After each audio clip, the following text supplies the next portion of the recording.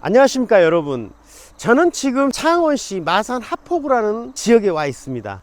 과거 2010년도에 창원시, 진해 그리고 마산시가 지자체 통합을 하게 됐죠. 해서 총 창원시에 5개 구가 있습니다. 그리고 이제 마산시였던 이 지역에 구가 2개가 있죠. 그래서 마산 하포구와 마산 해운구가 있습니다. 이 구 앞에 마산자를 넣은 거는 이 마산 지역민들의 사실 이 지자체가 사라진다는 건 매우 마음이 안 좋은 거죠. 그래서 이 구 앞에 마산자를 넣어서 마산 하포구, 마산 해운구로 만들어 놓는 거죠. 그래서 제가 지금 오늘 이쪽으로 와 있는 부분은 지인의 부탁으로 지금 제가 서 있는 이쪽부터 해가지고 이게 이제 약 앞에 쪽에 보이는 부분이 약 한 500평 정도 됩니다.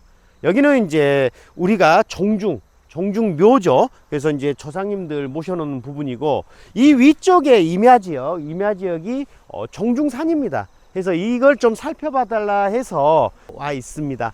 그래서 이 지역은 지금 이게 전체적으로 이 면적이 약 한 13,000평 정도 조금 안 됩니다. 그리고 보존녹지와 자연녹지로 조성되어 있고, 도로 여건은 바로 앞에 보이는 쪽에 14번 국도가 지나가고 있고요. 그 옆쪽에 조금만 더 가면 2번 국도, 그리고 오른편 쪽으로 77번 국도가 다닙니다. 지금 마산이 하포구 이쪽 주변 쪽으로는, 이쪽으로 가시면 부산광역시가 나옵니다. 이쪽으로 가시면 통영, 거제시가 나오죠. 그래서 사실 이제 경남 쪽 남부 지역은 통영이라든지 이쪽 창원, 진해, 부산 이 지역이 하나의 경제권이고 생활권이라고 할 수 있죠. 그래서 지금 통합된 창원시의 인구가 지금 103만 명을 상회하고 있습니다. 이쪽 지방의 지자체 중에서는 최고의 인구를 자랑하고 있죠. 지금 이제 이 지역을 쭉 살펴보니까 마산 하포구는 과거 마산시일 때는 여기가 좀 중심축을 좀 많이 이루었었죠. 근데 이제 창원시로 통합이 되면서 시간이 많이 지나다 보니까 낙후된 지역으로 지금 변모를 좀 많이 했습니다. 하지만 이게 보니까 교통 여건이라든지 이런 게 매우 좋습니다. 그리고 차로 한 3, 4분 정도 가면 바로 바닷가가 보입니다. 그리고 해수욕장이라든지 관광지라든지 이런 게 조성이 좀 잘 되어 있고, 이런 도로 여건이나 봤을 때 이 주변 쪽은 충분히 새롭게, 그리고 이미 도심이 조성된 지역 바깥쪽이다 보니까 얼마든지 새로운 신도시라든지 택지지구, 그 다음에 산업단지라든지 이런 거를 충분히 할 수 있다, 이렇게 예측은 됩니다. 그리고 제가 지금 여기에 서서 있는 부분은 여러분들 이제 시대적 흐름에 따라서 이런 묘가 있다 이래 한다고 해서 여러분들 우리가 어떤 혐오 시설이다 이렇게 크게 막 부각시키는 부분은 없을 겁니다. 그리고 이제 여러분들 지방에 가보시거나 아니면 서울 수도권들도 마찬가지입니다. 어떤 산업단지라든지 택지지구, 아니면 하다못해 전원주택이라든지 이런 것도 바로 주변에 묘들이 항상 존재를 하고 있죠. 그러면 이제 뭘 봐야 되냐면, 그런 게 크게 내가 뭔가 진행을 하는 부분에 제약사항은 안 된다, 이렇게 볼 수 있겠습니다.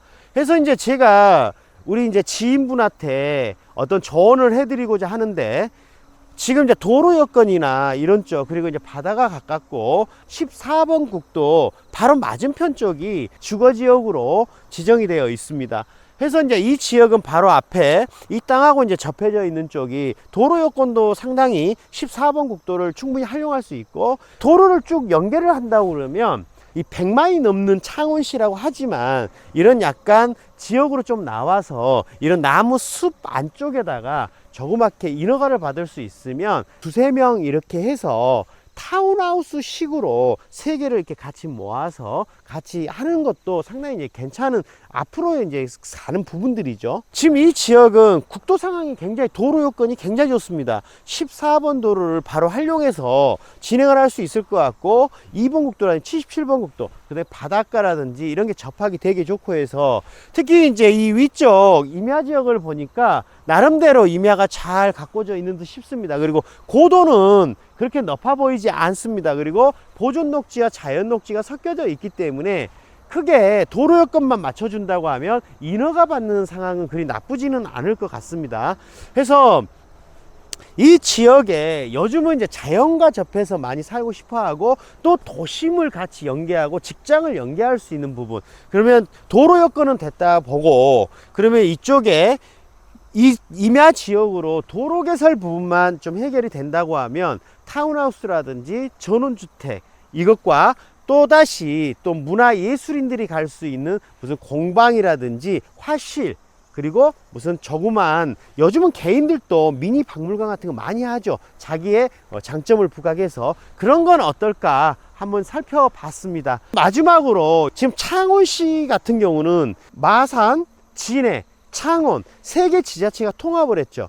이런 거는 우리나라 국가적으로 봤을 때도 저는 개인적으로 굉장히 모범적인 사례라고 볼 수 있습니다. 요즘 인구가 자꾸 줄어들고 하는 부분에서 자꾸 자기네 지자체끼리 욕심만 부릴 게 아니라 국민들과 지자체가 서로 똘똘 뭉쳐서 협의를 해서 하나의 지자체로 통합을 해가면서 인구 소멸 시대를 받아들이고 여기에서 다시 살아갈 수 있는 우리가 상생의 길을 가보는 건 어떨까 싶습니다.